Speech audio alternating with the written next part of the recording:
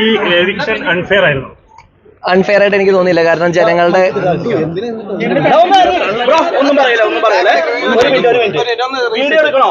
Video എടുക്കണമെങ്കിൽ എല്ലാവരും ബാക്കിലേക്ക് സമാധാനമായി നിന്ന് കഴിഞ്ഞാൽ അദ്ദേഹത്തിന് സംസാരിക്കാൻ പറ്റും, വീഡിയോ എടുക്കാൻ പറ്റും. ചേട്ടാ ഇടിയുണ്ടായി ഞാൻ പോകട്ടോ, ഞാൻ നിൽക്കില്ല.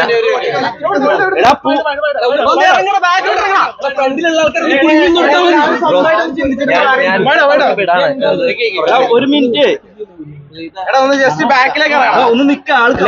മതി. ഓക്കെ, എവിക്ഷൻ എനിക്ക് ഒട്ടും എന്താ പറയാ അൺഫെയർ ആയിട്ടൊന്നും ഫീൽ ചെയ്തില്ല. കാരണം പ്രേക്ഷകരുടെ വിധി പ്രകാരമാണ് പുറത്തു വന്നത്. എന്റെ ഓവർ കോൺഫിഡൻസ് ഉണ്ടായിരുന്നു. എനിക്ക് പവർ ടീമിൽ നിന്ന് ഇറങ്ങിയ സമയത്ത് ഈ ആഴ്ച പോവില്ല എന്നൊരു കോൺഫിഡൻസ് ഉണ്ടായിരുന്നു. പക്ഷെ അതാണ് തിരിച്ചടിച്ചതെന്ന് എനിക്ക് തോന്നുന്നു. എന്റെ അമ്മോ, അപ്പൊ അതുള്ളൂ, അത്രേ ഉള്ളൂ, വേറെന്താ. മൊത്തം പുറത്തുള്ള ഗബ്രി ജാസ്മിൻ വിഷയമാണ്. നിങ്ങൾ തമ്മിൽ എന്തായിരുന്നു അത് അതിനെ കുറിച്ച് ഡീറ്റെയിൽ ആയിട്ട് ഞാൻ സംസാരിക്കും. ഇപ്പൊ ഞാൻ ആക്ച്വലി ഇന്നലെ പുറത്തിറങ്ങിയതിന്റെ ടയേർഡാണ്, ഉറക്കമൊന്നും ശരിയായിട്ടില്ല. ഡീറ്റെയിൽ ആയിട്ട് നമുക്ക് എല്ലാവർക്കും വേറൊരു ദിവസം ഇരിക്കാം. അതിനെക്കുറിച്ച് ഇപ്പൊ സംസാരിക്കാനായിട്ട് പറ്റാവുന്ന ഒരു മാനസികാവസ്ഥയിലല്ല ഞാൻ. ഒന്ന് വീട്ടിൽ ചെന്ന് റെസ്റ്റ് ഒക്കെ എടുത്ത് എല്ലാവരോടും സംസാരിക്കാൻ വേറൊരു ദിവസം വരാം. ഇത് എന്റെ ശ്വാസം ബ്രോ, ഇന്നലെ ഗബ്രി ഔട്ടായതിനു ശേഷം എല്ലാവരുടെ പേരും പറഞ്ഞിട്ട് വിഷ് അല്ലെങ്കിൽ ഓൾ ദി ബെസ്റ്റ് പറഞ്ഞു. പക്ഷെ ജാസ്മിന്റെ പേര് മാത്രം പറഞ്ഞില്ല. ജാസ്മിനോട് ബായ് പറയേണ്ടതായിട്ട് എനിക്ക് തോന്നിയില്ല. കാരണം അത് ഞാൻ ഓൾറെഡി നമ്മുടെ ആക്ടിവിറ്റി ഏരിയയിൽ വെച്ച് പറഞ്ഞിട്ടാണ് ഞാൻ പുറത്തേക്ക് ഇറങ്ങിയത്. പിന്നെ ആ പ്രഷറിൽ എനിക്ക് ആ വീഡിയോ കണ്ട സമയത്ത്, AV കണ്ട സമയത്ത് മൈൻഡ് വേറൊരു സ്ഥലത്തായിരുന്നു. അപ്പൊ അതിന്റെ പ്രഷറിൽ ഞാൻ വിട്ടുപോയത്. ഞാൻ എല്ലാവരും പറയണമെന്നൊന്നും ആഗ്രഹിച്ചിട്ടല്ല. പിന്നെ ഒരാളെ പറഞ്ഞാൽ ബാക്കിയുള്ളവർക്ക് വിഷമമുണ്ടല്ലോ എന്ന് വെച്ചിട്ട് ഓരോരുത്തർ എടുത്തെടുത്ത് പറഞ്ഞതാ. ജാസ്മിനെ പിന്നെ ഞാൻ പറയേണ്ട ആവശ്യമില്ല, നമുക്ക് തന്നെ അറിയാം. നിങ്ങൾ തമ്മിലുള്ള ഒരു ഒത്തുകളി ആയിരുന്നു ഈ ശരിക്കും? അല്ല, ഒരിക്കലും അല്ല. ടീമായിട്ട് കളിച്ചുകൊണ്ട് മാത്രമാണ്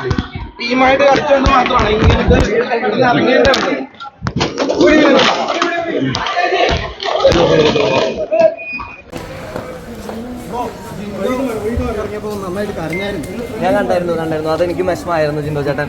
അത്യാവശ്യം ഞങ്ങൾ ഗെയിം കളിക്കുന്ന സമയത്ത് എതിർത്ത് നിന്ന് കഴിഞ്ഞാലും at the end of the day we are all players. നമ്മളെല്ലാവരും ഒരു വീട്ടിൽ ഒരുമിച്ച് താമസിച്ചു. പ്രണയമൊന്നും അല്ല കേട്ടോ, അത് അതിനെക്കുറിച്ച് പറയാറായിട്ടില്ല.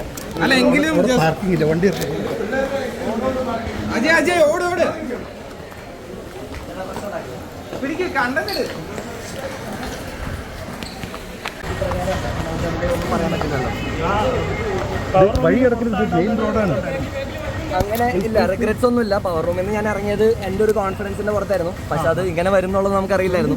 അപ്പോൾ അതുകൊണ്ട് ബാക്കിയൊക്കെ പിന്നെ അപ്പോൾ കാണാം. Thank you so much bro. ഒരു റീ എൻട്രി പ്രതീക്ഷിക്കാവോ? റീ എൻട്രി ഒന്നും പ്രതീക്ഷിക്കാതെ എനിക്ക് തോന്നാനുള്ള അവർ കേട്ടൊന്ന്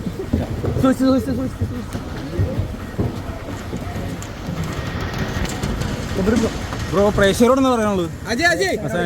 ഇത്രയും നാൾ സപ്പോർട്ട് ചെയ്തതിന് ഒരുപാട് നന്ദിയുണ്ട്. എല്ലാവരും സ്നേഹിച്ചതിനും കൂടെ നിന്നതിനും ശാസിച്ചതിനും എല്ലാം പറഞ്ഞു തന്നതിനൊക്കെ ഒരുപാട് നന്ദിയുണ്ട്. ഇനിയും ഇതേപോലെ തന്നെ മുമ്പോട്ട് കൂടെ ഉണ്ടാവുമെന്ന് ഞാൻ പ്രതീക്ഷിക്കുന്നു. Thank you so much. ഇവരോട് ഒരുപാട് നന്ദി. Thank you so much. I love you guys. Bye bye bye bye bye bye. ആൾക്കാർ തന്നെ എന്താ പറയാനുള്ളത്? ഒരുപാട് എനിക്ക് ഒരുപാട് സന്തോഷമുണ്ട്. എനിക്ക് ഇതിനെക്കുറിച്ച് ഡീറ്റെയിൽ ആയിട്ടൊന്നും അറിയില്ല. ഞാൻ ഫോൺ ചെക്ക് ചെയ്യാനായിട്ട് എനിക്ക് സമയം കിട്ടിയിട്ടില്ല. ഓണസ്റ്റ്ലി ഞാനിത് അറിഞ്ഞിട്ടൊന്ന് ഇതിനെക്കുറിച്ച് സാഹചര്യങ്ങളൊന്ന് അനലൈസ് ചെയ്തിട്ട് നമുക്കിടയും ധർമ്മം. അപ്പോൾ അത് ചെയ്തതിൽ എനിക്ക് ഒരു പ്രശ്നമില്ല. ഞാൻ ആയിട്ട് എടുത്തൊരു ഡിസിഷന്റെ പുറത്താണ് ഇതിൽ ഞാൻ വന്നതും ഈ ഒരു റിസ്ക് എലമെന്റ് വന്നതും. അപ്പൊ അത്രേ ഉള്ളൂ. ഇപ്പൊ ഞാൻ ജാസ്മിനായിട്ട് ഇങ്ങനെ വന്നുകൊണ്ടാണ് പുറത്താക്കിയത്? അല്ല, ഒരിക്കലും അല്ല.